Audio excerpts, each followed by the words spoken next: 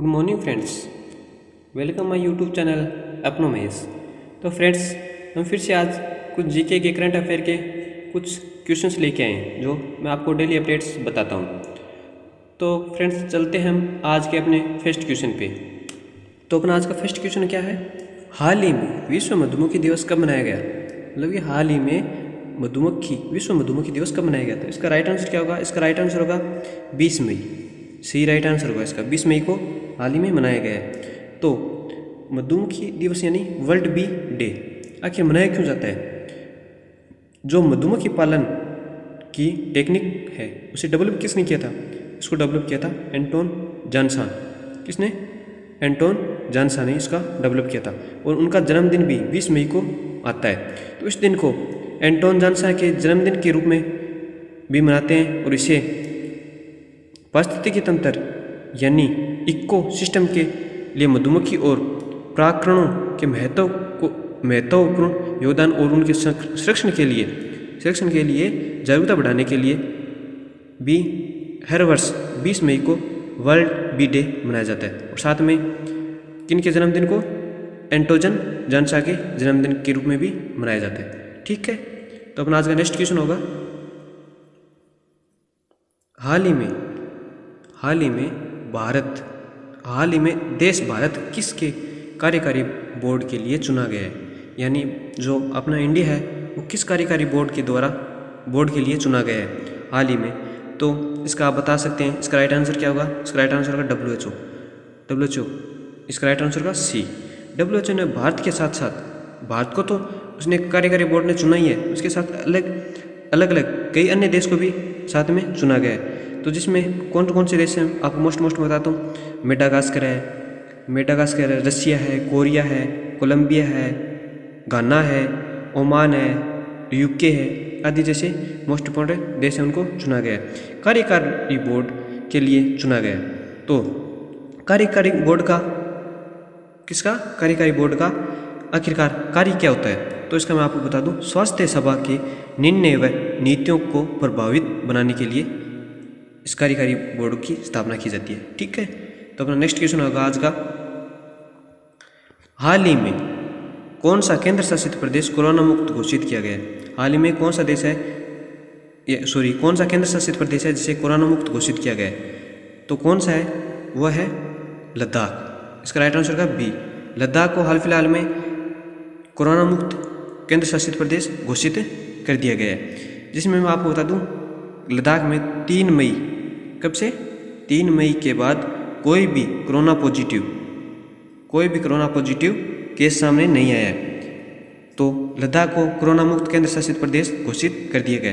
तो चलो अब मैं आपको बता दूं कि केंद्र शासित प्रदेश में तो अपन लद्दाख के बारे में बात कर ली, तो और वह कौन सा राज्य है जो कोरोना मुक्त घोषित किया गया है? राज्य कौन सा है? तो उसका लिए मैं आपको राज्य बता दूं, उसके लिए राज्य कौन सा है? गोवा राज्य है। कौन सा? गोवा राज्य अभी हाल फिलहाल में कोरोना मुक्त घोषित राज्य हो चुका है। तो आपको ये दोनों साथ में याद रखने हैं। तो लद्दाख एक केंद्र शासित प्रदेश है। ठीक है, तो केंद्र शासित प्रदेश है तो उसमें उपराज्यपाल का पद होता है। किसका? उपराज्यपाल का। तो इसमें प्रेजेंट टाइम में आपको पता है कि उपराज्यपाल कौन है लद्दाख में? उसके कौन है? R.K. माथुर। कौन है? R.K. माथुर। ठीक है, R.K. माथुर इसके प्रेजेंट टाइम में उपराज्यपाल है। ठीक है, तो अपना आज का नेक्स्ट क्वेश्चन होगा, तो अपना नेक्स्ट क्वेश्चन क्या होगा, हाल ही में गोविंद राजुलो चिंटाला किस बैंक के नए अध्यक्ष के रूप में नियुक्त हुए? तो वो किस बैंक के नए अध्यक्ष के रूप में नियुक्त हुए हैं? वो हुए हैं नाबार्ड। इसका राइट आंसर होगा B। नाबार्ड के हाल ही फिलहाल में नए अध्यक्ष के रूप में चयनित हुए हैं। कौन है? गोविंद राजुलो चिंटाला। ठीक है, तो इसका राइट आंसर क्या होगा? इसका राइट आंसर होगा B, नाबार्ड। ठीक है, तो आप देखिए यह है गोविंद राजुलो चिंटाला, यही अभी नाबार्ड के नए अध्यक्ष नियुक्त हुए हैं। तो नाबार्ड की आपको मैं बता दूं, नाबार्ड की फुल फॉर्म क्या है? National bank for agriculture and rural development. क्या है? National bank for agriculture and rural development. ठीक है, तो नाबार्ड की स्थापना कब हुई थी? तो नाबार्ड की स्थापना हुई थी 1982 में। कब हुई थी? 1982 में इसकी स्थापना हुई थी। और नाबार्ड का हेडक्वार्टर कहाँ पे है? इसका हेडक्वार्टर है मुंबई में। ठीक है, कहाँ पे इसका हेडक्वार्टर? मुंबई। तो अपना आज का नेक्स्ट क्वेश्चन होगा, हाल ही में किस देश के प्रधानमंत्री थॉमसन थबेन ने इस्तीफा दे दिया है? यानी हाल फिलहाल में वह कौन से देश के प्रधानमंत्री हैं? थॉमस थबेन, जिन्होंने हाल फिलहाल में इस्तीफा दे दिया अपने पद से। तो थॉमसन थबेन लेसोथो के प्रधानमंत्री थे, जिन्होंने अभी इस्तीफा दे दिया। किसके? लेसोथो। ठीक है, तो अब आपके माइंड में एक क्वेश्चन भी आया होगा कि ये आखिरकार लेसोथो है क्या, ये कौन सी कंट्री है? ठीक है, तो मैं आपको बता दूं, ये लेसोथो अफ्रीकन कंट्री है। क्या है? African country. तो आप मैप में एक बार ध्यान से देखिए, ये है लेसोथो। ये जो आपको साउथ अफ्रीका के पास में आपको दिखाई दे रहा है, ये ही लेसोथो है। इसी के प्रधानमंत्री थे थॉमस थबेन। कौन? थॉमस थबेन, जिन्होंने अभी इस्तीफा दे दिया है। तो आप जानते हैं लेसोथो की कैपिटल क्या है? तो इसकी कैपिटल है मेसेरू। लेसोथो की करेंसी क्या है? तो लेसोथो की करेंसी है लेसोथो लोटी। क्या है? लेसोथो लोटी। और लेसोथो की प्राइम मिनिस्टर कौन है? तो यही थे थॉमस थेबेन, जिन्होंने अभी इस्तीफा दे दिया। ठीक है, तो अपना नेक्स्ट क्वेश्चन होगा, हाल ही में किस राज्य सरकार ने आरटीआई हेल्पलाइन जारी किया है? यानी आरटीआई हेल्पलाइन नंबर जारी किया है। किस राज्य सरकार ने किया है? तो उसका राइट आंसर होगा ए, पंजाब इसका राइट आंसर है। तो अभी आरटीआई ने बहुत सी एप्लीकेशन है वो पेंडिंग में है। तो पंजाब स्टेट गवर्नमेंट ने, किसने? पंजाब स्टेट गवर्नमेंट ने अभी आरटीआई हेल्पलाइन नंबर जारी किए हैं। तो पंजाब स्टेट गवर्नमेंट ने तो ये जारी कर दिया है। तो ये पंजाब के ने किया है। तो ये मैप में देखिए आप, पंजाब है ये। पंजाब की कैपिटल क्या है? क्या है पंजाब की कैपिटल? चंडीगढ़। क्या है? चंडीगढ़। पंजाब के चीफ मिनिस्टर कौन है? कैप्टन अमरिंदर सिंह। ठीक है, और पंजाब के प्रेजेंट टाइम पर गवर्नर कौन है? वीपी सिंह बदनौर। ठीक है, तो नेक्स्ट क्वेश्चन होगा, हाल ही में WHO को $2 बिलियन डॉलर की मदद करने का ऐलान किसने किया है? यानी किस देश ने $2 मिलियन देने का ऐलान किया है? तो इसका राइट आंसर क्या होगा? इसका राइट आंसर होगा चीन ने इसका देने का $2 बिलियन देने की मदद का ऐलान किया है। ठीक है, तो चाइना ने पहले भी WHO को 30 बिलियन, कितना? 30 बिलियन, 30 बिलियन डॉलर देने की मदद की थी। और अभी हाल फिलहाल में $2 बिलियन देने का और ऐलान कर दिया है। तो अभी चाइना ने अपनी एक नई डिजिटल करेंसी भी लॉन्च की थी।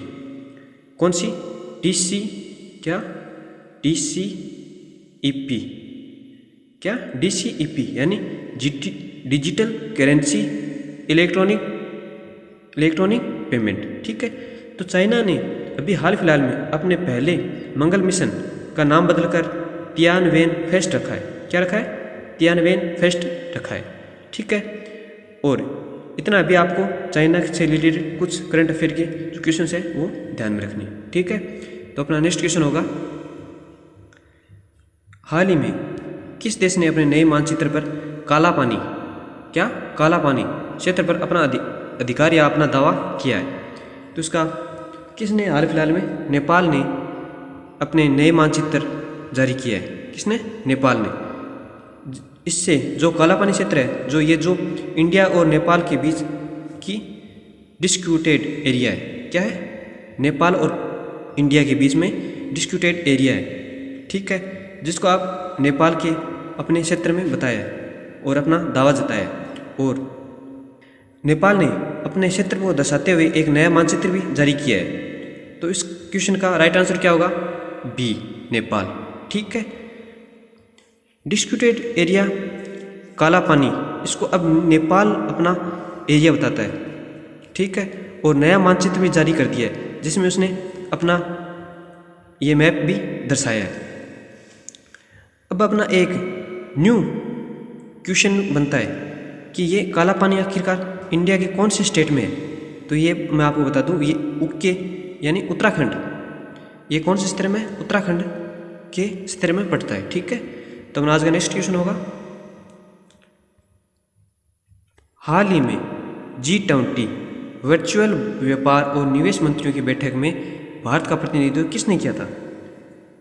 तो इसका राइट आंसर का पीयूष गोयल, सी, पीयूष गोयल ने इसका प्रतिनिधित्व किया था। और ये वीडियो कॉन्फ्रेंसिंग के जरिए बैठक हुई थी। इसका नाम इसीलिए क्या पड़ा, वर्चुअल व्यापार, वर्चुअल। ठीक है, जिसमें व्यापार और निवेश मंत्रियों की बैठक हुई थी। क्या, व्यापार और निवेश मंत्रियों की बैठक हुई थी। अगर जिसके आगे वर्चुअल, क्या वर्चुअल लग जाता है तो आप समझ जाइए वो वीडियो कॉन्फ्रेंसिंग के थ्रू हुई बैठक है। और इसमें पहले G20 से पहले एक बैठक हुई थी, G20 समिट, जिसका प्रतिनिधित्व किसने किया था, कोविड-19 के लिए ये मीटिंग हुई थी वीडियो कॉन्फ्रेंसिंग के द्वारा। इसका प्रतिनिधित्व किसने किया था, हमारे प्रधानमंत्री श्री नरेंद्र मोदी ने इसका प्रतिनिधित्व किया था। और मैं आपको आगे और कुछ बताता हूँ। जो इस बार G20 समिट होने वाला है वह कहाँ पर होने वाला है, वो अभी आपको मैं बता दूँ, वो होने वाला है सऊदी अरेबिया में होगा। ठीक है, और जो G20 समिट होगा वो 2021 में इटली में होगा। कहाँ होगा, 2021 में होगा, जो वो इटली में होगा। और इसके बाद नेक्स्ट 2022 में जो समिट होगा वो कहाँ होने वाला है, वो अपने इंडिया में होने वाला है। ठीक है, तो आप लोगों को ये 3 समिट याद रखने साथ में, कौन कौन से, जो एक तो होगा G20 इस बार होने वाला, वो कहाँ होगा, सऊदी अरेबिया में होगा। और जो अगला G20 समिट 2021 में होगा वो इटली में होगा। और जो नेक्स्ट 2022 में होगा वो अपने इंडिया में होगा। ठीक है, तो अपना नेक्स्ट क्वेश्चन होगा, हाल ही में नेशनल टेस्ट अभ्यास मोबाइल ऐप लॉन्च किया गया है, वो किससे रिलेटेड है या किसने किया है, वो किसने किया है, वो किया है मानव संसाधन मंत्रालय ने। इसने किया है अभी मानव संसाधन मंत्रालय ने ये ऐप लॉन्च किया है। तो अब नेशनल टेस्ट अभ्यास इसमें क्या है, ये JEE मेंस के जो स्टूडेंट्स होते हैं, ऐसे ही नीट के जो स्टूडेंट्स होते हैं उनके लिए जारी किया गया है ये ऐप। इसे क्या होगा, इसमें जी के स्टूडेंट्स और नीट के स्टूडेंट्स हैं वो अपने मॉक टेस्ट दे पाएंगे और अपने इस मोबाइल ऐप के माध्यम से मॉक टेस्ट दे पाएंगे। ठीक है, तो इसका राइट आंसर क्या होगा, मानव संसाधन मंत्रालय ने इसको लॉन्च किया। ठीक है, राइट आंसर इसका बी होगा।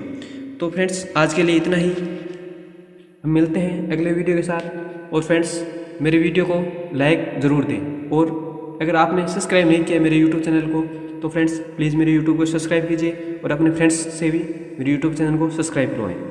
तो फ्रेंड्स मिलते हैं अगली वीडियो के साथ। जय हिंद, जय भारत।